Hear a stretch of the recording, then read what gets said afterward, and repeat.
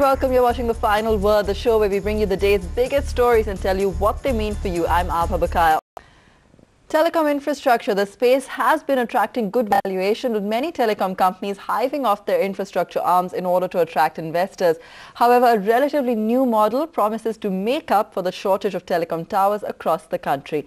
Power Grid Corporation is making its electric towers available to telecom companies, but the question remains whether this model is capable of being a real challenger to the traditional tower business.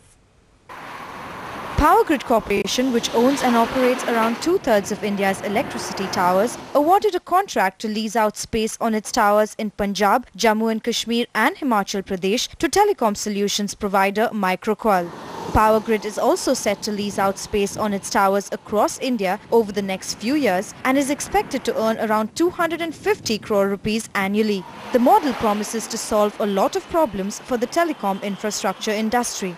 Everybody has to look at alternate infrastructure, not only electric tower, but very soon Microqual will come up with using other infrastructure which is already standing and doing the purpose it is supposed to do for alternate applications. Given the concerns of telecom companies regarding huge capital expenditure needed to set up towers, the model claims to bring up to 40% savings in costs for telecom companies. Also, they say that the model will mean lower environmental costs in terms of radiation hazards as well as diesel consumption. Telecom infrastructure companies are the second biggest consumers of diesel today, but there are skeptics too. Already these telecom infrastructure companies have created a passive infrastructure companies by making huge investments, and which is already covering the urban centers.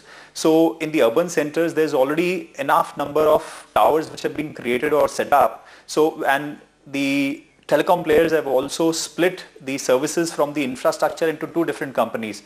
So adding the fresh investment in this sector is going to be a challenge. Perhaps if issues like grid failures are sorted out, it may turn out to be a commercial model that will attract more players.